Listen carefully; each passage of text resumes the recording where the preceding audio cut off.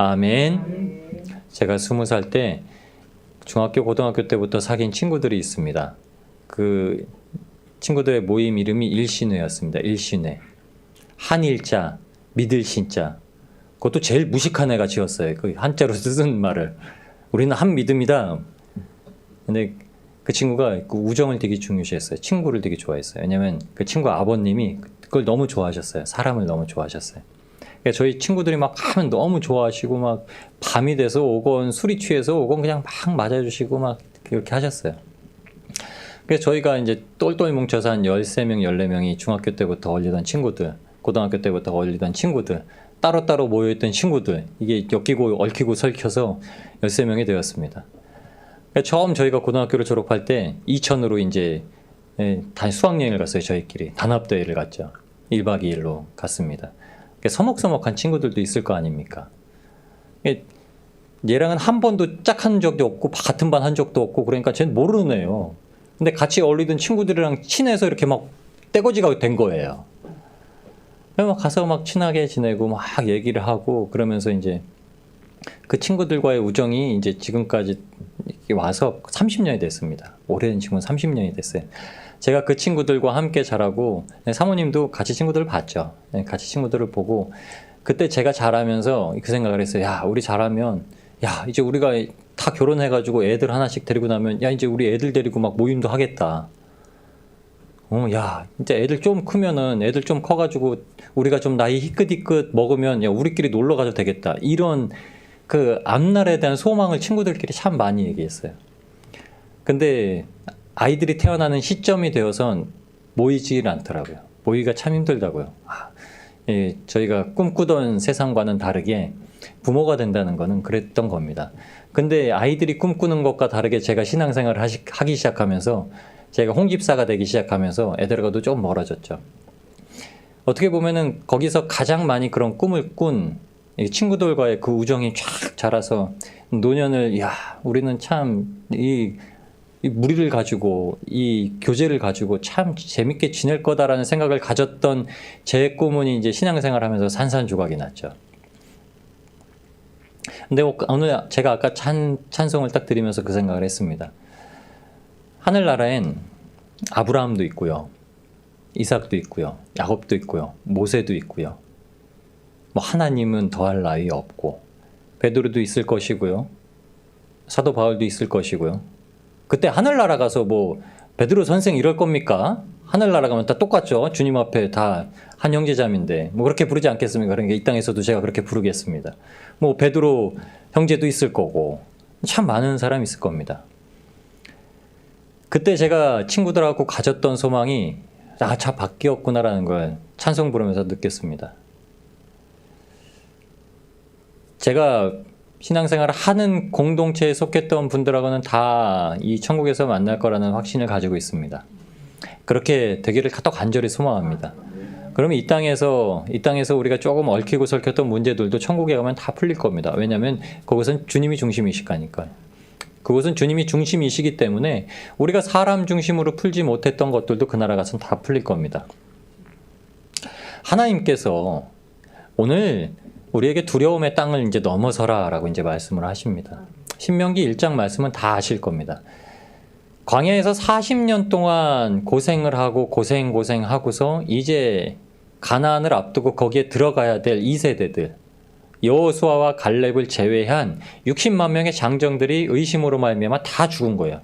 광야길을 40년 동안 뺑뺑 돌면서 사람들이 다 죽었어요. 신기하죠? 광야길을 나오면서 60만 명이라고 하는 인원은 누구냐면 성경에는 전쟁에 나갈 만한 장정들이라고 하는 거예요. 20세 이상을 의미합니다. 20살 이상부터 광야에 나온 게 40년 동안 돌았다면 60살이 나와서 광야에 나온 사람들도 있을 거예요. 모세가 80세가 되어서 나왔으니까요. 그러면 장로들이라고 지칭하는 사람들은 모세와 비슷하거나 모세는 80살, 아론은 83살. 그럼 장로들도 그 비스듬한 나이에 나왔다는 겁니다. 그럼 20세에서 80세까지 다양한 그 장정들이 나왔는데 40년을 사는 동안 어떻게 됐다고요? 60살이 먹어도 죽었고요. 70살이 먹어도 죽었고요. 80살이 먹어도 죽었고요. 120살이 먹어도 죽었다는 겁니다. 그 이유는 단 한 가지입니다. 신앙 때문입니다. 여호수아와 갈렙을 제외하고는 다 죽었다는 이야기입니다. 그러나 광야에 나와서 할례를 받은 2세대들은 죽지 않았습니다. 그럼 2세대들은 이제 가나안으로 들어가게 되었죠. 가나안으로 들어가면서 2세대는 이제 새로운 소망을 가지려고 하는 겁니다. 그래서 신명기 자체가 다시 말해주는 책, 이게 뜻이에요. 두 번째 말해주는 책, 이런 뜻입니다. 모세가 하나님의 명하신 대로 이제 그 광야 안에 들어와 있다라고 합니다. 근데 2세대한테 한 번 더 이렇게 얘기하라는 거예요. 하나님께서는 분명히 두려워하지 말라, 주저하지 말라. 그 땅에 들어가기를 두려워하지도 말고 주저하지도 말라. 그 땅이 어떤 땅이길래 이러느냐?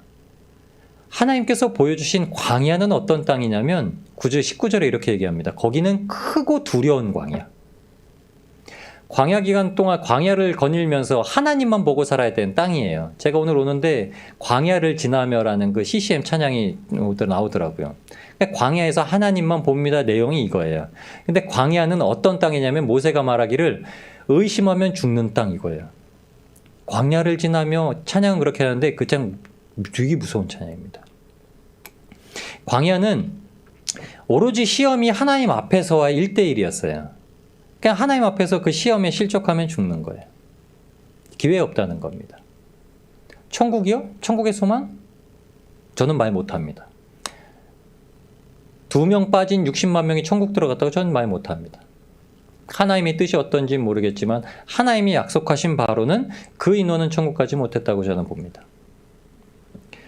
하나님께서 분명히 약속하신 가나안 땅이 어떤 땅이냐면 신명기 11장에 11절로 17절까지 말씀해 주신 바로는 그 땅은 너희가 건너가서 얻을 땅은 산과 골짜기가 있어서 하늘에서 내리는 비를 흡수하는 땅이에요. 무슨 말이냐면 비가 하나님께서 원하신 대로 훅 주면은 그 비를 머금고 있다가 곡식을 자라게 하시고 곡식이 풍성하게 하시고 그러니까는 가뭄이 없고 거기에는 흉년이 없는 그런 땅이라고 말씀하시는 거예요. 새초부터 새말까지 내 하나님 여호와의 눈이 항상 그 위에 있는 곳. 내가 오늘날 너희에게 명하는 나의 명령을 너희가 만일 청종하고 하나님 여호와를 사랑하여 마음을 다하고 성품을 다하여 섬기면 여호와께서 너희 땅에 이른 비 늦은 비를 적당한 때에 내리시리니 너희가 곡식과 포도주와 기름을 얻을 것이요 또 육축을 위하여 들에 풀이 나게 하시리니 네가 먹고 배부를 것이라. 그런 땅이에요. 흉년이 절대 들지 않는 땅. 하나님이 늘 보고 계신 땅. 가나안 땅은 하나님이 늘 보고 계신 땅입니다. 가나안 땅은 어떤 땅이죠? 가나안 7족속이 다스리고 있는 땅. 이방인이 이미 살고 있는 땅이에요. 사람적으로 보면 이방인을 가서 다 치고서 그 지역을 차지하라는 뜻이에요. 사람을 죽이고. 근데 이거를 인간적인 모습을 보면 와 하나님 되게 무서운 분이다. 이게 아니라 그 땅은 이스라엘을 위해서 하나님이 예비하신 땅이라는 거예요. 이방인이 들어와 살고 있던 땅이죠. 근데 하나님은 하나님을 구원하는 백성을 위해서는 절대 어떤 일도 하시냐면 거기에 이방 족속이 있으면 치고서 반드시 네가 들어가야 돼.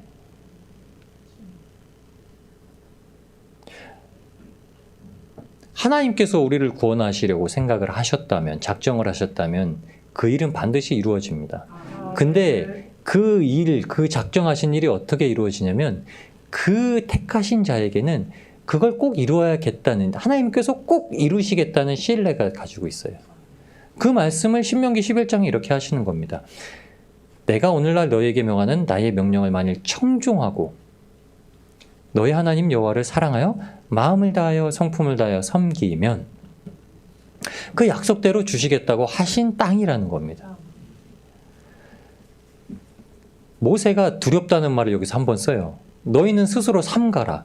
두렵건대 마음에 미혹하여 돌이켜 다른 신들을 섬기며 그것에 절함으로 여호와께서 너희에게 진노하사 하늘을 닫아 비를 내리지 아니하여 땅으로 소산을 내지 않게 하심으로 너희가 여호와의 주신 아름다운 땅에서 속히 멸망할까 하노라.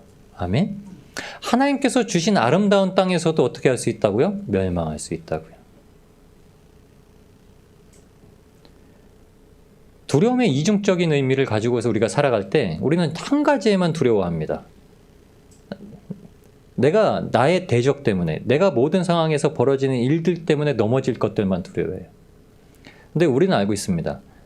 모세가 말하는 거는 그 두려움은 아무것도 아니다. 모세가 두려워하는 한 가지는 우리가 하나님 앞에 순종하지 못하여 사랑하지 못하여서 하나님께서 진노하셔서 우리가 그곳에서 멸망할까 봐 두렵다. 대적과 싸워서 죽는 것이 두려운 게 아니라 하나님한테 맞아 죽는 게 더 두렵다는 거예요. 왜냐하면 모세는 알고 있었습니다. 여러분, 오늘 애굽의 신앙과 광야의 신앙과 가나안의 신앙이 나오는데 모세의 신앙이 어떤 신앙이죠? 광야를 이미 겪은 신앙이에요. 애굽에서 애굽인을 쳐서 죽이고 나서 이제 바로가 모세를 찾아서 죽이려는 바로를 피해서 미디안 광야로 떠났던 그 광야입니다. 모세가 한번 가서 경험했던 광야예요. 성경은 그 말을 아주 짧게 설명합니다. 그냥 모세가 바로의 낯을 피하여서 미디안 광야 땅에 거하여 있다가 하루는 우물 곁에 앉아 쉬는데 거기서 누구를 만나면 시포라를 만나죠. 근데 그거를 영화로는 아주 극적으로 막 나와요. 굶주림에 지쳐가지고 막 목말라서 막 끊임없이 걸어가는 땅입니다.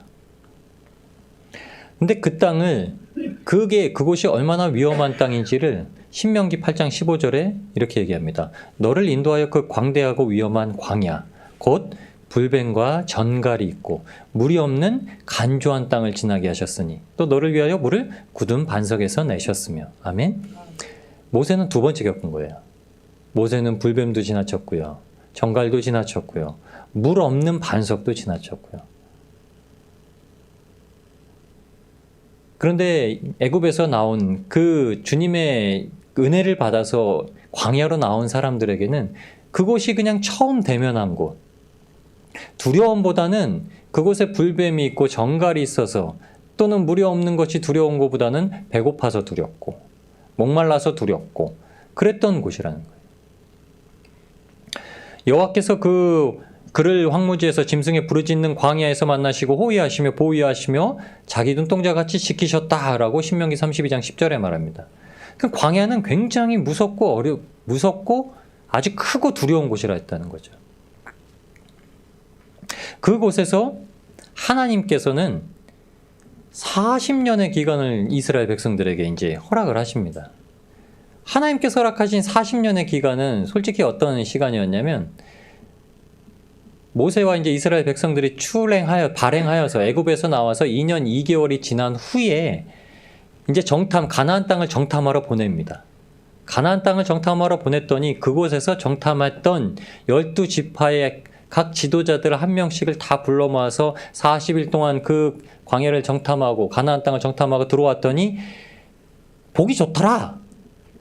근데 아낙 자손이 너무 커서 우리는 메뚜기 같더라 라고 10명이 얘기한 거예요. 여호수아와 갈렙만 아니다. 그것은 하나님이 정말 말씀하신 대로다. 가서 쳐서 무찌르자. 그들은 우리 밥이야. 이렇게 얘기한 겁니다. 10명의 하나님께서 허락하신 땅을 두려움 때문에 피한 그 10명 때문에 40년의 광야길을 운행하게 하십니다. 그럼 이 40년 동안 무엇이 있었냐면 사람들은 돌이켜 회개하고 하나님을 알고 크고 두려운 곳에서 하나님께서 역사하시는 걸 보고 하나님을 더욱더 신뢰하고 내가 지금 눈앞에 보이는 이것이 문제가 아니라 하나님이 이렇게 돌고 돌아 하나님께서 결국 우리에게 허락하시려고 하는 것, 하나님을 신뢰하는 것, 하나님을 믿는 것, 하나님만 의지하는 것, 40년 동안 됐어. 이제 내 안에 이런 신앙이 들어왔어. 라고 서 있는 게 아니라 40년 동안 끊임없이 불순종하고 끊임없이 음행하고 끊임없이 우상숭배하고 이렇게 머물렀던 거예요. 하나님께서 무슨 의도로 40년을 뺑뺑이 시키셨는지 사람들은 모르는 겁니다.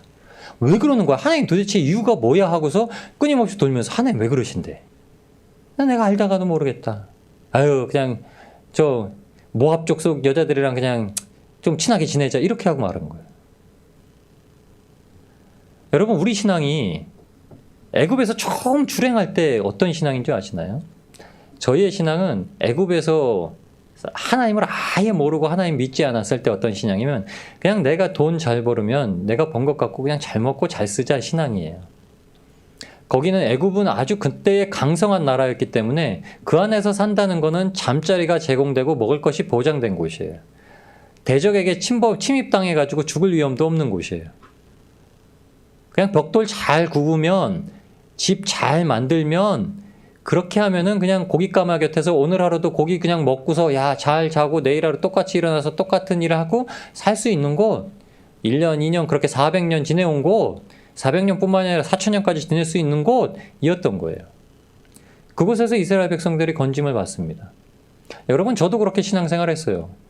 저도 세상에서 그냥 뭐 여기 돈 좀 못 벌고 그러면 좀 더 주는데, 뭐 열심히 일하도 밤늦게까지 일하더라도 돈 좀 더 주는데 가서 그냥 일하면 돈 더 잘 벌 수 있고 그거 갖고 그냥 둘이 뭐 잘 먹고 잘 살고 그러다 애 나면은 뭐 투잡 뛰고 뭐 이렇게라도 살 수 있는 곳, 세상은 그런 곳이에요. 여러분, 세상은 열심히만 일하면 할 수 있습니다. 열심히 일했는데도 안 된다고 그러죠? 열심히 일한 거에 대해서 지키지 못하는 지혜로움이 없어서 그래요. 우스갯소리로 TV에서도 그러더라고요. 뭐 주식했다 망한 얘기. 제 친구도 코인했다 쫄딱 망했습니다. 뭔가 더 큰 걸 원하죠. 세상에서는 항상 그래요. 저는 세상에서 별로 주식을 해가지고 돈을 불리겠다 이런 배포가 없어가지고 그냥 그런 것도 안 했거든요. 있는 대로만 쓰고. 근데 제 친구들이 다 저 같은 줄 알았더니 나이를 먹어가고 막 하니까는 야, 골프도 안 치게 생긴 애들이 골프를 치고 있고 주식도 안 하게 생긴 애가 주식해가지고 망했다고 하고 있고 이런 얘기를 하고 있는 거예요. 주식 안 하면 세상에서 그래도 돈 조금 모아서 그 돈 갖고 뭘 해도 할 수 있습니다. 애굽은 그런 곳이에요. 여러분, 세상은 그런 곳입니다. 그런데 하나님께서 그것을 건지셨다는 거예요. 그렇게 사는 게 다가 아니다. 그건 그렇게 사는 건 문제가 아니다는 거예요. 돈 벌고 애 키우고 놀러만 다니다가 사는 인생이 다가 아니다는 거예요. 그러면서 광야로 우리를 끌어내셨는데 그 광야가 어떤 그 땅이라고요? 크고 두려운 곳. 신앙생활을 하기 시작하면 이상해집니다. 이상해져요. 업종 문제도 막 생기는 것 같아요. 업종 문제가 생기는 이유는 신앙생활을 시작하고 광야에 나왔는데 여전히 애굽처럼 살려고 하는 거예요. 이스라엘 백성들이 그렇게 사는 겁니다. 이스라엘 백성들이 애굽에서 섬겼던 게 뭐냐면 라예요, 라. 뾰족하게 여우 주둥이 같이 생긴 것 숭배하고, 모든 나왔던 10가지 제왕에 나왔던 9가지의 것, 그러니까 9가지 처음에 나왔던 나일강에 대한 거 빼고 장제에 대한 거 빼고 8가지가 뭐냐면 다 애굽 사람들이 섬기던 거예요. 메뚜기, 개구리, 종기 이런 것도 성경에 보면은 뭐냐면 뒤에다 종기 형태를 딱 해가지고 보내요. 뭐 그런 것도 만들면 섬기는 거예요. 다 섬겼던 것들이에요. 그러면 이스라엘 백성들한테도 뭘 증거로 보여주신 거냐면 우상 숭배라는 것, 너희가 지금 섬기는 가장 근본적인 것들은 하나님의 재앙 안에 다 무너지는 것, 재앙으로 올 거라는 거예요. 너희가 섬기는 건 다 재앙으로 올 것. 너희가 돈을 섬기면 돈이 재앙으로 오고요. 너희가 자녀를 숭배하면은 자녀가 재앙으로 오고요. 너희가 부부관계, 남편이나 아내를 우상으로 섬기면 그게 재앙으로 오고요. 권사님이 그러시잖아요. 남편 그렇게 신뢰했더니 남편이 진실 여부를 떠나서 문제가 생겨서 이건 남편이 이제 사랑의 대상이 아니라 정말 죽이고 싶은 미운 대상이 되는 거죠. 근데 뭐요? 그 사건이 어떻다고요? 하나님 만나게 하십니다. 광야는 그런 곳이에요. 광야는 하나님보다 더 사랑하면 있을 수가 없는 곳. 그냥 광야에 나와서 하나님께서 요구하신 게 무엇이냐면 우리가 가지고 있는 모든 걸 다 자유롭게 해도 돼. 다 써도 돼. 물도 마실 수 있어. 만나도 마실 수 있고 메추라기도 먹을 수 있어. 그런데 그걸 하나님이 주신다는 걸 믿으면 돼. 그걸 허락하시는 게 하나님이시라는 걸 믿으면 돼. 라는 곳이에요. 너 네 아내만 데리고 잘 먹고 잘 살아도 아내를 통해서도 만족하고 아내를 통해서도 12명 더 낳게 자손을 낳을 수 있어 라고 하는 곳이 광야예요. 그런데 이스라엘 백성들이 어떻게 하죠? 자기 아내뿐만이 아니라 이방 민족하고도 행음을 해요. 하나님만 섬기는 것이 아니라 형상으로도 만들지 말라고 한 소 대가리를 또 만듭니다. 하나님께서 광야에 나와서 요구하신 건 딱 한 가지예요. 광야는 가나안을 입성하기 전까지의 신앙을 만드시는 단계예요. 여러분, 저희가 신앙생활을 처음 시작하면 저희가 이 교회에서 광야 같은 신앙생활이요? 예, 교회는 광야 같은 신앙생활이에요. 교회는 애국 같은 신앙생활 없습니다. 제가 본데 제가 경험해보고 제가 이제 뒤늦게 주님을 만나고 주님을 알게 되다 보니까 깨달은 게 교회가 애굽 신앙이 더 많아요. 광야 신앙보다 애굽 신앙이 더 많아요. 광야는커녕 여전히 애굽 신앙이 훨씬 많아요. 가나안 신앙은 제가 몇 교회 못 봅니다. 제가 사모하는 교회들이 그 가나안 신앙 찾고 있는 교회들이에요. 감사하게도요. 근데 제가 그 교회를 자꾸 보니까 제가 깨닫는 거예요. 그 교회들을 자꾸 보니까요. 뭐요? 그 교회는요, 자기가 없어요. 내가 없어요. 거기는 교회는 유형의 건물이 다가 아니다라고 끊임없이 외치는 곳이에요. 교회는 내가 중요한 게 아니라 하나님께서 택하신 형제자매들이 중요하고 이 공동체를 통해서 또 펼치실 하나님의 사역이 더 중요한 곳이라고 자꾸 얘기하고 선포해요. 그런데도 제가 보는 교회들은 아직도 애굽에 있어요. 아직도 애굽의 닭다리가 더 맛있고요. 메뚜기다리 아니면 메추라기다리가 더 맛있고요. 그 중에서 이제 거듭나려고 하는 교회들도 있어요. 저희 같은 교회입니다. 이제 막 발버둥 치는 교회예요. 하나님 섬기기 위해서 발버둥 치는 교회예요. 여전히 내가 우상 삼았던 거 내려놓고 하나님께서 무엇을 원하시는지 40년 광야 뺑뺑이 치더라도 알아서 꼭 가나안 들어가야 되겠다는. 주님께서 주시고 주님께서 약속하신 땅을 보았다면 정말 그곳이 하나님께서 약속하신 정말 아름다운 곳이다. 광대한 곳이다. 반드시 들어가야만 한다. 그곳에 누가 있더라도 꼭 들어가야 돼 라는 거예요. 여러분 10명의 지도자들이 본 그곳의 안악자손은 정말 블레셋 족속, 아주 큰 족속들이에요. 이만큼 큰 거인족들이 사는 곳입니다. 크기만 보고서 그렇게 했다는 거예요. 근데 나중에는 그 족속을 어떻게 하죠? 골리앗을 어떻게 하죠? 다윗이요? 저보다 작았을 겁니다. 다윗이 10대 중반의 소년이었다면. 만군의 여호와의 이름으로 믿으신다는 거예요. 그 신앙은 이미 가나안 신앙이고 그 신앙이 이미 여호수아와 갈렙의 신앙이었다는 거예요. 갈렙이 그럽니다. 들어가자. 우리 쳐서 이길 수 있어. 무슨 소리 하는 거야. 저 우리 밥이야. 가면 우리가 이겨. 라는 거예요. 갈렙인 그 마음을 가지고 40년을 기다립니다. 40년을 기다려서 마침내 그곳에 들어갈 때 갈렙이 그렇게 얘기해요. 이 산지를 내게 주소서. 처음에 약속받았을 때 여기 내게 주신다 약속했습니다. 거기는 제일 무서운 족속들이 사는 곳인데 제가 가서 이길 수 있습니다. 제가 주님의 말씀 명령을 따라서 나왔을 때부터 저는 강건하고 그때보다 더 강건합니다. 80 넘은 노인네가 이렇게 얘기하고 있는 거예요. 80 먹은 어르신이 그렇게 얘기하는 거예요.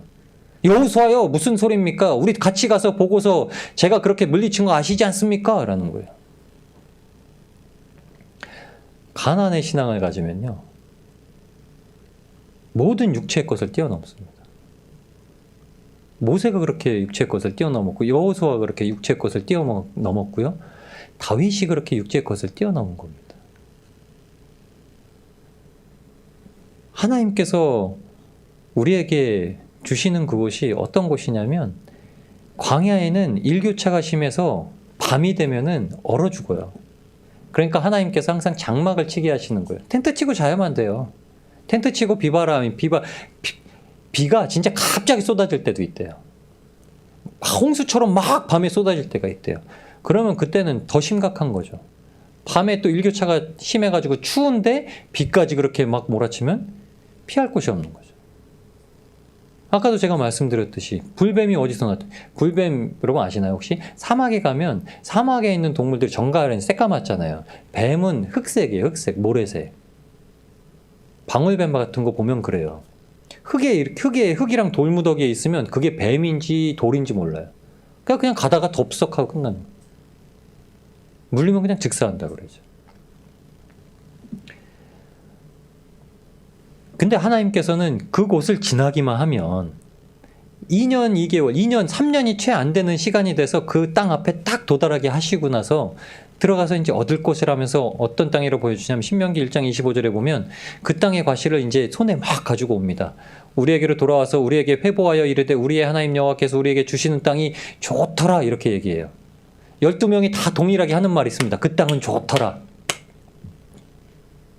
야, 하나님이 말씀하신 대로 그 땅은 진짜 포도알이 막 이만하더라. 막 사과가 막 이만해. 역시 그냥 거인들이 먹어서 그런지 막 이만해. 이렇게 얘기하면서 막 가져왔을 거 아닙니까? 뭐 좋다고. 출애굽기 3장에 이미 모세를 부르실 때 그 땅에 대해서 약속하신 거예요.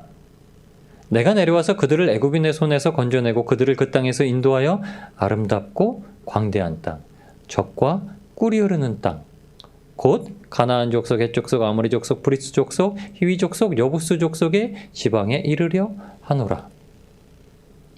광야의 무서움을 통해서 하나님이 함께 계시고 하나님이 이루시고 하나님을 알았다면 하나님은 특별하게 거기는 가나안엔 족속이 있어. 가나안 족속, 헷 족속, 아모리 족속, 브리스 족속, 히위 족속, 여부스 족속이 있어. 이렇게 미리 말씀하신 거예요. 근데 하나님을 알았다면 하나님의 전능하심과 하나님의 광대하심을 알았다면 그 땅은 어떤 땅? 갈렙의 말처럼 야, 저는 우리 밥 아무것도 아닌 자들. 하나님은 우리한테 신앙을 주실 때 첫 번째 요구하시는 게 영성을 가지면 육적인 거를 뛰어넘는다고 하시는 거예요. 그게 가나안 족속의 가나안 땅에 들어가는 신앙입니다. 믿음입니다. 애굽에서는 육적인 것만 있는 거예요. 육체의 열매만 맺고 영적인 건 아무것도 모르는 겁니다. 영의 세계랑 아무 상관이 없는 거예요. 교회에 발을 디디기 전에 하나님의 말씀을 듣기 전에는 그런 거예요. 근데 광야는 참 그렇습니다. 육적인 것과 영적인 것이 뒤섞이는 곳이에요. 뒤섞여서 끝까지 싸우고 피 흘리며 싸우다가 영적인 것으로 나아가는 땅이에요. 하나님 보여주시는 딱 한 가지는 그거예요. 모세오경 토라를 통해서 보여주시는 것들, 그걸 통해서 가나안 땅에 들어가기까지 보여주시는 거는 딱 한 가지입니다. 육적인 것이랑 영적인 것 싸워서 결국 육적인 것들은 다 죽고 영적인 것 들어간다라는 거예요. 그러니까 뒤섞여 있어요. 그러니까 여기서는 우리가 교회 생활하면서 끊임없이 찾아나가는 게 하나님 신뢰하는 겁니다. 하나님 신뢰하는 거. 다른 거 없어요. 예수 그리스도께서 십자가에 못 박히신 이유요? 네, 맞습니다. 한 가지예요. 예수님은 죽으실 필요도 없어요. 그럴 이유도 없으세요. 그러실 수도 없어요. 죄가 없으시기 때문에요. 죄가 없으시기 때문에 원래 죽으실 수가 없어요. 그런데도 죽으셨다는 겁니다. 저를 위해서 죽으셨고요. 여러분을 위해서 죽으셨다는 거죠. 친히 죽으셨다는 거예요. 친히요.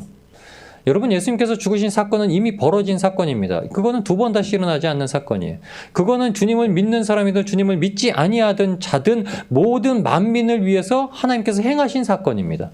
그런데 그 사건을 믿는 자에게는 이 광야에서 보여주신 한 가지 사실이 무엇인지 아나요? 하나님 앞에 원망하고 하나님 앞에 시험했던 자들이 불뱀에 물려 죽게 되는 사건이 일어나는데 그 사건에 대해서 하나님이 다시 한번 순종에 대해서 다시 한번 믿음에 대해서 말씀하세요. 놋뱀을 장대에 걸어 세워라. 그리고 모세에게 선포하게 합니다. 누구든지 놋뱀을 바라보는 자는 장대에 달린 놋뱀을 바라보는 자는 불뱀에 물렸어도 다 산다라고 한 거예요. 근데 불뱀에 물렸는데도 다 산다라고 말했는데도 다 보지 않았다는 겁니다. 여러분, 죽게 된 자는 죽을 병에 걸려서 죽을 거라는 걸 알게 된 자는 소망에 둘러싸여 있습니다. 소망에. 누군가가 치료할 수 있다고 하면 거기 찾아가요. 근데 낙담하고 포기하고 안 찾아가는 사람이 있어요. 그 사람들은 아무리 명의가 와서 치료를 해줘도 안 나아요. 이미 마음속에 죽음에 대해서 생각하고 있는 사람은 아무리 누가 와서 치료해줘도 안 나아요. 허준이 와서 수술을 해줘도 안 나아요. 허준이라는 사람을 몰라서 안 낫고요. 허준이 그렇게 뛰어나? 그래도 난 죽을 거야 라고 생각하면 안 나아요. 하나님이 사람을 어떻게 들어 쓰시냐면 하나님은 사람을 그 믿음의 대상에게 붙여주실 때 그 믿음의 대상의 믿음을 보고 치료를 하세요. 믿음의 대상이 저 사람이 명이야.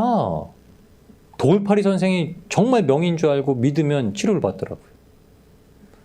그것이 알고 싶다 같은데 어설프게 나오는 그 사람들이 어설프게 사기치는 이유가 있어요. 막 이상한 약품을 갖고 사기치는 이유가 있어요.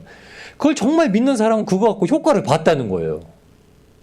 아니, 그런 사람이 꼭 한두 명이 증언을 해요. 이게 일시적입니다, 근데. 하나님이 분명히 말씀하세요. 노뱀을 바라보며 산다. 불뱀에 물린 자들이 나 안 죽을 거야 라고 생각하는 사람들도 있었을 수도 있습니다. 에이, 이거 그냥 피 빼고 쭉쭉 빼고 그러면 나 그러다 죽었을 수도 있고요. 경황이 없어서 모세가 뭐라고 하는지 너무 무서워가지고 들리지도 않아가지고 못 봤을 수도 있고요. 근데 한 가지는 사실입니다. 그걸 안 했다는 거예요. 불뱀을 보는 걸 안 했기 때문에 죽었다는 거예요.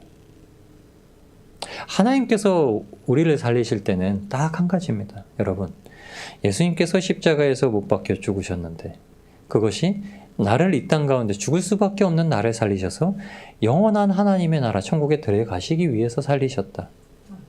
이것 한 가지뿐입니다.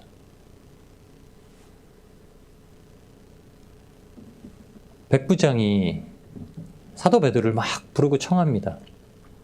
이방인이었던 그가, 고넬료가 베드로를 막 부르는 이유가 있었어요. 자기가 예수에 대해서 들은 거예요. 근데 예수가 사람을 살리는 자더라. 예수가 영원한 생명을 주던 자더라. 여러분, 지금은 영생이라는 게 참 사람들 믿지 못할 아주 꿈 같은 이야기가 됐습니다. 여러분, 사탄이 방법을 어떻게 쓰는지 아시나요?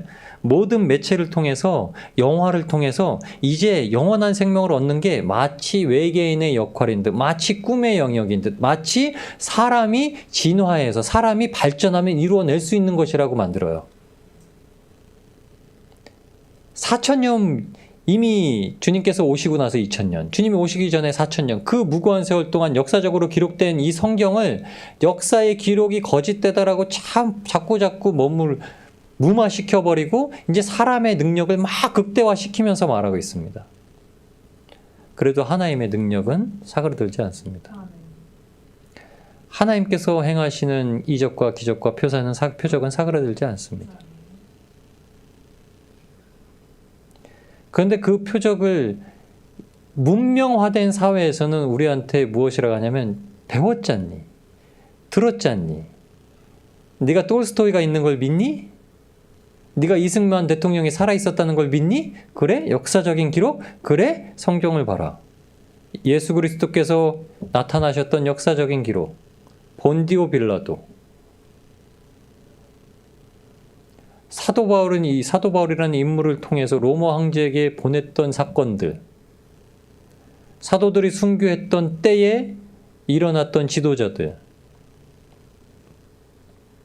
이들을 통해서 다 보여주었다고 얘기하는 거예요. 그러면 주님께서 뭐라는 시간? 그런데 너희한테 지금 이적과 기적과 표적이 보여줘야 될 마땅한 이유가 없는.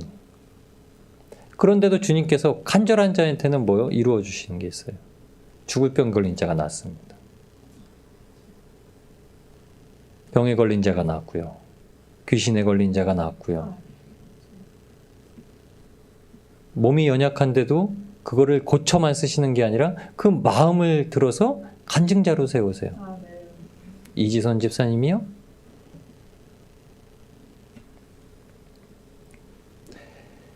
광야의 유일한 목적은 그 있는 그대로 우리가 하나님을 섬기게 하시는 거예요. 섬기도록 우리한테 주신 겁니다. 그러니 광야에서 무엇을 만들게 하시죠? 성소를 짓게 하시죠. 성막을 짓게 하세요. 끊임없이 접었다 폈다 접었다 폈다. 여러분, 이거 참 일 고된 겁니다. 저도 텐트 좀 펴봤거든요. 텐트 치러 갔다 오셨죠? 텐트 한번 치려면요, 텐트 못 치는 사람은 한나절 걸려요. 걷는데도 한나절 걸려요. 근데 잘 치면은 빨리 걷어요. 그래도 그게 쉬운 일은 아닙니다. 여러분, 만약에 불기둥이 그날 저녁에 끝나고 구름기둥이 아침이 되자마자 막 옮겼다고 생각해 보세요. 부랴부랴 짐을 싸서 진대로 행진을 해야 돼요. 1대가 먼저 행진하고 2대가 행진한 다음에 레위 자손들이 이제 성막을 해체한 것을 가지고 우르르 또 쫓아가야 되고 그 다음에 또 행진을 하고 막 이렇게 행진을 해야 돼요. 그럼 순서 맞춰서 하려면 첫 번째 떠나는 사람들은 얼마나 급하게 막 걷어야 돼요. 그걸 매일 하는 거예요. 여러분, 그러니까는 참 인간적인 편을 서서 봤을 때 불평 안 나오겠습니까? 맨날 주일 예배 드리고 수요 예배 드리고 금요 예배 드리고 큐티 한답시고 그러니까 일주일에 한 5-6번씩 모여야 되는데 안 힘들겠어요? 불평 안 나오겠어요? 똑같았을 거란 말입니다. 근데 거기서 불평하는 자가 있고요. 거기서 즐거워하는 자가 있고요. 거기서 기뻐하는 자가 있고요. 거기서 순종하는 자가 불순종하는 자들이 나누어지고 갈라졌다는 겁니다. 광야는 하나님께서 그렇게 판단하시고 보시던 곳이에요. 결국에는 60만 명 장정은 다 못 들어갔지만 이 세대는 하나님이 기회를 주신 거예요. 이 세대는 그 부모들의 불신앙이었다면 이 세대들도 원래 못 들어가요. 하나님의 말씀대로라면 그 재앙이 대대로 넘어가야 돼요. 근데 하나님은 그것을 허락하지 않으세요. 하나님은 다시 한번 기회를 주세요. 여러분, 우리가 신앙생활하고 교회에서 신앙생활할 땐 우리가 하나님 앞에 매번 하나님 앞에 기회를 얻습니다. 기회를요. 그렇게 한 주 한 주가 지나가는 겁니다. 그런데 그 한 주 한 주 지나갈 때 하나님께서 원하시는 게 뭐냐면, 그러면 그 시기를 어떻게 샀냐. 성경은 이 광야의 시기를, 우리가 살아가는 이 세대를 무엇이라고 말하냐면 마태복음 1장에 기록하고 있습니다. 아브라함과 다윗과 다윗의 자손 예수 그리스도의 세계. 여러분, 저와 여러분이 살고 있는 이 세계는 그냥 이 지구, 2022년도의 지구에 살고 있는 게 아니라요, 예수 그리스도의 세계 안에 살고 있는 겁니다. 갈라디아서 29장 말씀, 29절 말씀에, 3장 29절 말씀에 보면 이렇게 말씀합니다. 너희가 그리스도께 속한 자면 곧 아브라함의 자손이요 약속대로 유업을 이을 자니라.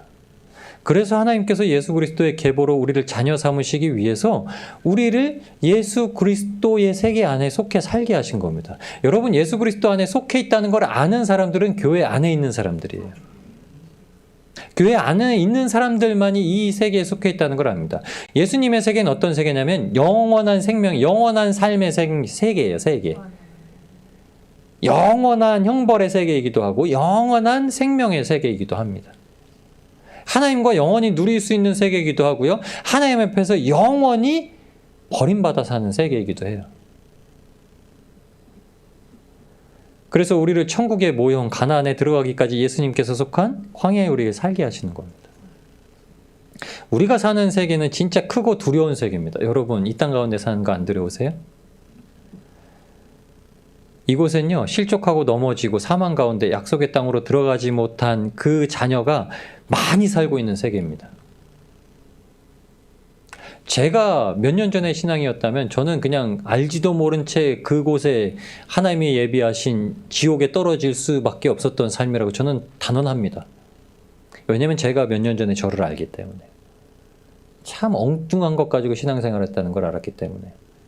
율법도 아닌 것이, 복음도 아닌 것이, 뭐 이도 아니고 저도 아닌 신앙. 그래서 저는 그 신앙을 애굽의 신앙이라고 생각해요. 여전히 그냥 세상에 속했던 신앙. 그런데 주님께서 실제로 놀랍게 저나 여러분 부르셨다는 겁니다. 십자가 하나밖에는 설명이 안 돼요. 광고에 그런 말이 많이 나오더라고요. 너무 좋은데 설명할 방법이 없다고 막 그렇게 막 광고를 하시더라고요.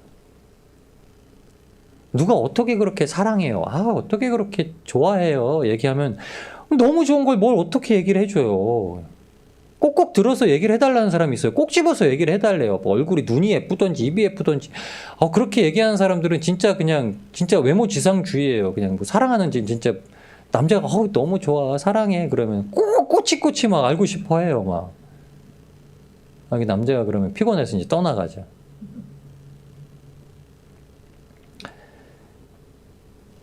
출애굽기 3장 8절 다시 한번 말씀드리겠습니다. 내가 내려와서, 하나님께서 분명히 하시는 말씀이에요. 내가 내려와서 그들을 애굽인의 손에서 건져내고, 예수님께서 강하셔서, 예수님께서 성육신하셔서 이 땅에 내려오셔서 분명히 하신 한 가지 일이 있습니다. 그게 이 세상에서 건져내셔서 우리를 이 세상에서 하나님의 세계를 모르던 자들, 예수 그리스도의 세계를 모르던 자들로부터 건져내셔서 어떤 땅으로요? 하나님의 약속의 땅으로 우리를 인도하신다는 거예요.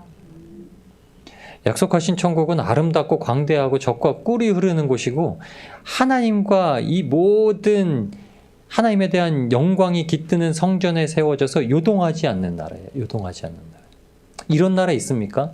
이런 것을 경험해 보셨습니까? 이 땅에서 그걸 경험한 사람 없을 겁니다. 경험하지 않았는데 제가 서두에 그렇게 말씀드렸습니다. 경험하지 않았지만 제가 기대하고 소망했던 건 지금이 있기 때문에 기대하고 소망했던 거예요. 제가 친구들과 있었기 때문에 친구들이 결혼해서 애 낳을 것을 기대하고 소망했고요.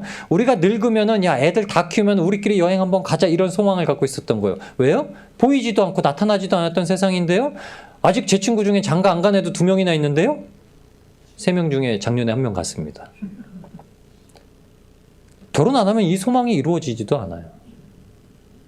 근데 제가 지금 교회에 들어와서 주님을 보았고 십자가를 봤더니 그 소망에 대한 것이 진짜 보이지 않는 것이 실상으로 나타나기 시작했다는 겁니다. 여러분, 그것을 천국 시민권을 가진 자들은 이 땅에서 붙들고 삽니다. 그러니까 제가 여러분에게 담대하게 말씀드릴 수 있는 겁니다. 먼저 가는 사람이 있고 나중 가는 사람이 있을 수 있습니다. 그러나 천국에서 만날 수 있습니다. 천국에서 가장 아름다운 모습으로 만날 수 있습니다.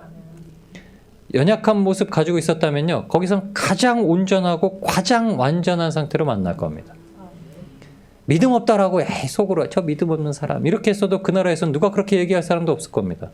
왜요? 그 믿음은 예수님이 다 채우시니까. 이렇게 우리한테 보여주시는 이 땅에서 지어질 성소에 대해서 솔로몬이 마침내 지었습니다. 솔로몬이. 열왕기상 8장 13절에 보시면 내가 참으로 주를 위하여 계실 전을 건축하였사오니 주께서 영원히 거하실 처소로이다. 주님께서 영원히 거하실 처소로이다 라고 솔로몬이 지었어요.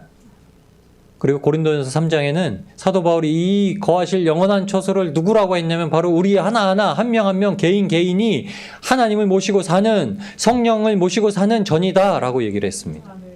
그곳에서 솔로몬이 무엇이라 기도했는지 아시나요? 열왕기상 9장 3절 제가 말씀드리겠습니다. 솔로몬의 기도에 하나님께서 어떻게 응답하여 주셨는지 말씀해 드릴게요.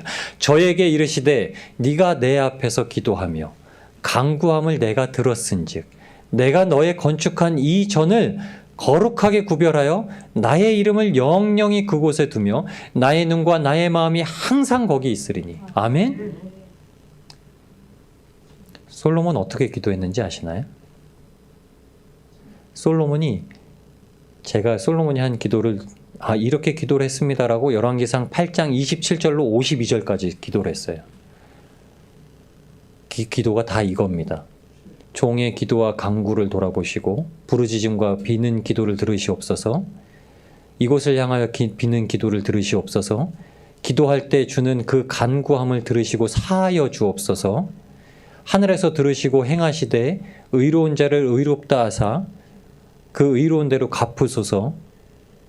주의 백성 이스라엘이 주께 범죄하여 패하면 주의 이름을 인정하고 이 전에서 주께 빌며 간구하거든 주의 백성 이스라엘의 죄를 사하시고 땅으로 돌아오게 하옵소서. 하늘이 닫히고 비가 없어서 주의 벌을 받을 때 주의 이름을 인정하고 그 죄에서 떠나거든 하늘에서 들으사 선한 길을 가르쳐 주옵소며 하나님께서 백성에게 기업으로 주신 주의 땅에 비를 내리시옵소서. 이 땅에 기근이나 온역이 있거든 메뚜기나 황충이 나거나 적국이 와서 성읍을 에워싸거나 무슨 재앙이나 질병이 있거든 한 사람이나 혹 주의 온 백성 이스라엘이 재앙을 깨닫고 이전을 향하여 손을 펴고 무슨 기도나 간구를 하거든 들으시고 사유하시며 갚으시옵소서. 먼 지방에서 온 이방인이라도 이전을 향하여 기도하거든 주의 백성 이스라엘처럼 경외하고 하옵시며 그 적국으로 더불어 싸우고자 하여 나갈 때에 주의 건축한 전 있는 편을 향하여 여호와께 기도하거든 기도와 간구를 들으시고 저희가 사로잡혀간 땅에서 스스로 깨닫고 주께 간구하기를 우리가 범죄하여 패역하여 악을 지었나이다 하며 온 마음과 온 뜻으로 주께 돌아와서 건축한 전 있는 편을 향하여 주께 기도하거든 백성을 용서하시며 불쌍히 여김을 얻게 하서 불쌍히 여기게 하옵소서. 원컨대 주는 눈을 들어 종의 간구함과 주의 백성 이스라엘 간구함을 보시고 무릇 주께 부르짖는 대로 들으시옵소서. 아멘. 솔로몬이 어떻게 이스라엘 백성들을 대변했냐면 주님 우리의 간구를 들으시옵소서. 전쟁이 나서 사로잡히면 우리가 죄를 지었나이다. 이 땅이 무슨 재앙이나 온역이나 무슨 기근이 들거든 우리가 범죄하였나이다. 주님 우리를 용서하시고 사유하시고 이 기도를 들어주시옵소서. 주님 이방인조차도 주님 앞에 전을 향하여서 기도하거든 우리와 같이 들어주시고 범죄한 백성을 용서하시고 불쌍히 여기시옵소서. 불쌍히 여기시옵소서. 종의 간구함과 이스라엘의 간구함을 주께 부르짖는 대로 들으시옵소서. 주께 부르짖는 대로 들으시옵소서. 종의 간구함과 이스라엘의 간구함을 주께 부르짖는 대로 들으시옵소서. 아멘. 이 말씀에 대한 응답을 하나님께서 뭐라고 하셨다고요? 네가 내 앞에서 기도하며 간구함을 내가 들었은지요. 내가 너의 건축한 이 전을 거룩하게 구별하여 나의 이름을 영영히 그곳에 두며 나의 눈과 나의 마음이 항상 거기 있으리니. 아멘. 여러분, 사도 바울이 말한 우리 안에 주어진 거룩한 전은 하나님 앞에 거룩하게 준비되어서 날마다 나의 죄를 토로하고 나의 것을 빼고 하나님을 인정하고 하나님께서 들으시고 하나님께서 응답하시는 것을 바라는 곳이라는 뜻입니다. 솔로몬에게 이 전을 짓게 허락하셨어요. 근데 왜 솔로몬에게 이 전을 짓게 허락하셨는지 아시죠? 피 묻은 아비 다윗의 손으로는 안 되겠다는 거예요. 그가 다윗이 하나님의 마음에 합한 자였으나 밧세바를 간음하고 싶어서 밧세바를 취하고 싶어서 우리아를 죽였던 다윗. 잘 나가다 한 번씩 넘어졌던 다윗. 그렇게 인위적으로 자의적으로 피를 묻힌 손, 그 아비인 다윗의 손으로는 못 짓겠다. 성전은 그렇게 지을 수가 없다. 그런데 너는 아니니까. 솔로몬은 그냥 왕자로 큰 신분이에요. 누구를 해코지하고자 사람을 일부러 그렇게 해한 적이 없는 자입니다. 그런데 노년에는 하나님의 이 은혜를 잊어버리고 이방 여인들을 취해서 첩들을 삼죠. 근데 이게 하나님의 은혜였다면, 그래서 성경에 전도서와 잠언이 기록되었다면 그것 또한 하나님의 은혜입니다. 솔로몬 못된 사람이요? 못됐습니다. 우리가 성경에서 보는 모든 인물은 완전하고 우리가 사람으로서 배울 만한 인물은 없어요. 저는 성경에 어떤 인물이 좋습니다. 제일 좋아하는 인물 다윗이에요. 다윗왕처럼 될 거예요. 애들이 막 이러잖아요. 조심해라. 너 왕궁을 거닐다가 옆집 누나한테 눈길 돌릴 수 있어. 전 솔로몬이 좋아요. 조심해라. 너 커서 결혼하고서 또 옆집 여자한테 눈 돌릴 수 있어. 성경이 그렇게 말하는 사람들이야. 그 사람들이. 넌 누구 돼야 되겠니? 넌 예수님만 따라가라. 성경에 누구 좋아하지 말고 예수님만 따라가라. 예수님은 사람을 살리고자 죽으셨다. 네가 이 세상에서 유능한 인재가 되고 싶거든, 유능한 의인이 되고 싶거든, 예수님만 따라 행하라. 예수님은 사람 살리기 위해서 이 땅에 오셨다. 그 목적이 그것이었다. 열심히 일하는 목적도 사람 살리기 위해서인 거였다. 너 대통령 되고 싶니? 그래. 열심히 기도하고 하나님 앞에 응답받아서 대통령 되라. 그래서 예수님처럼 사람 살려라. 아이들한테 해줄 수 있는 소망이 뭐겠습니까? 야, 열심히 일해서 사장 돼. 그래서 예수님처럼 사람 살려라. 야, 열심히 공부해서 박사 돼. 박사 돼서 사람 살려라. 여러분, 이렇게 2세대 키울 수 있습니다. 이렇게 2세대 그냥 가나안에 입성하게 할 수 있어요. 우리는 비록 광야에서 광야 신앙생활을 했지만 2세대는 가나안 신앙생활로 바로 들어가게 할 수도 있습니다. 그게 1세대의 몫이었어요. 그게 모세가 신명기를 처음 기록하면서 2세대한테 원하는 겁니다.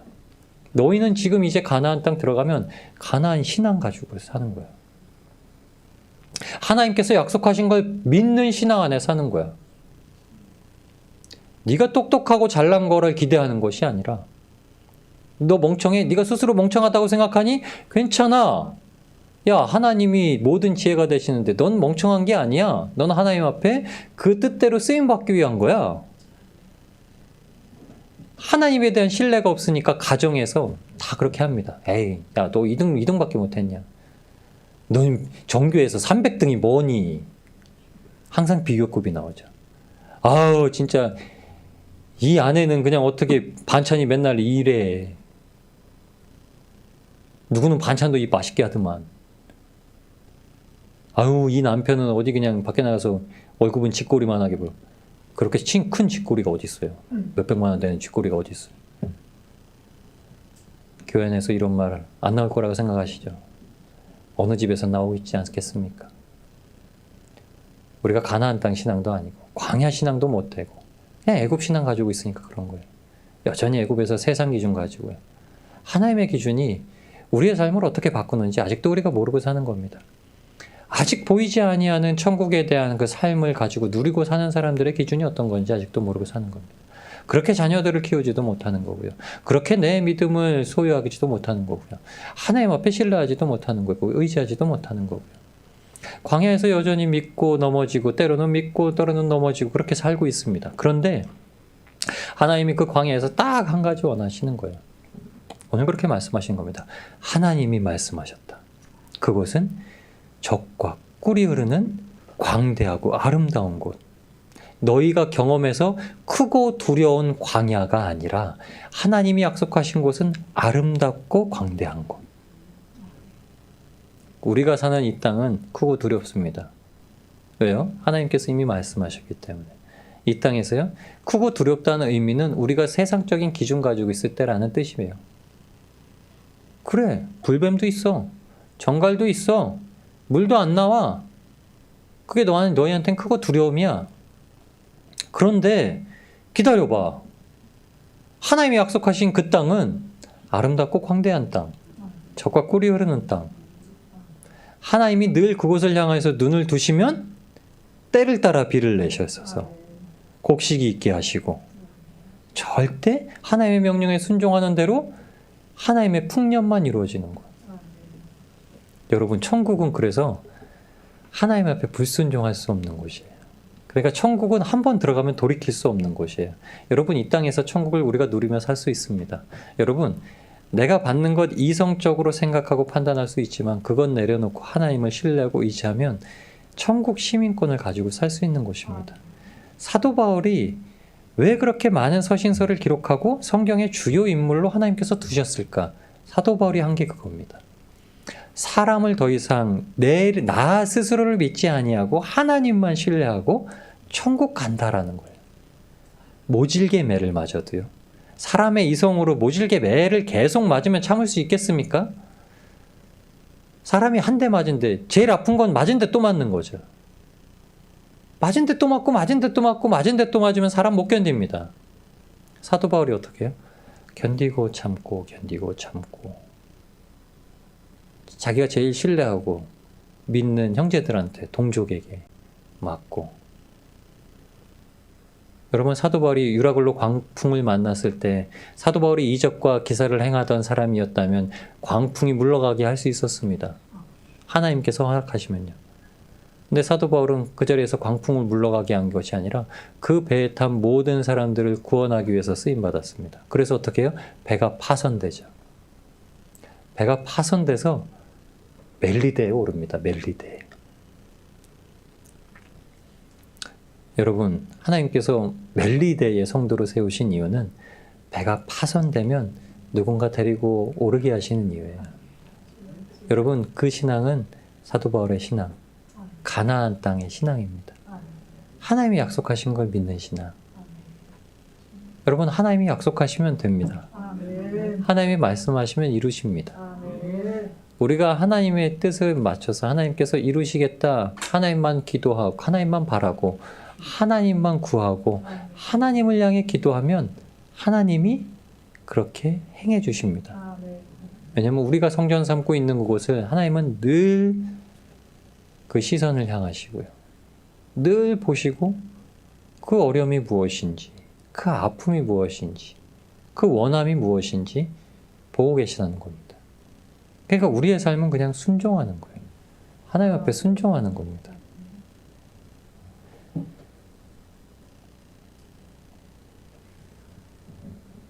히브리서 11장 1절 2절 말씀하시고 같이 함께 보시고 말씀 마무리 짓겠습니다. 히브리서 11장 1절 2절입니다. 히브리서 11장을 믿음장이라고 합니다. 믿음장은 하나님의 그 뜻을 끝까지 보지 못했던 자들을 믿음의 사람들이라고 해서 증거하고 있습니다. 히브리서 11장 1절 2절 말씀입니다. 우리 한 목소리로 읽겠습니다. 믿음은 바라는 것들의 실상이요 보지 못하는 것들의 증거니 선진들이 이로써 증거를 얻었느니라. 아멘. 히브리 기자가 히브리인들한테 이렇게 얘기를 합니다. 흩어져 있는 디아스포라 유대인들이에요. 예수님 믿는 것 때문에 핍박받아서 이 도시 저 도시 도망가 살고 있는 자들한테 이렇게 보냅니다. 야, 지금 도망가서 핍박받고 삶이 고단하고 힘들지. 근데 조금만 더 믿자. 조금만 더 주님 오실 거니까 조금만 더 믿자. 우리가 믿고 있는 이것은 반드시 실제로 드러난다. 우리가 지금 믿고 참는 것이 이것이 하나님 앞에 증거된다. 우리의 조상들도 아브라함도 이삭도 야곱도 에녹도 사라도 다 이렇게 우리한테 증거하고 있다. 그들이 증거하는 게 바로 예수님 믿고 천국 간 거다 이렇게 얘기하는 거예요. 여러분, 주님께서 우리에게 크고 두려운 광야 같은 신앙생활을 넘어서 이제 하나님께서 약속하신 아름답고 광대한 땅, 그 땅의 기쁨과 또 믿음의 신앙생활을 나아가게 하실 줄 믿습니다. 그곳은 가나안 족속을 정복하는 곳이에요. 가나안 족속을 정복한 건 내가 힘이 있어서 정복한 게 아닙니다. 하나님의 약속을 따라서 정복한 거예요.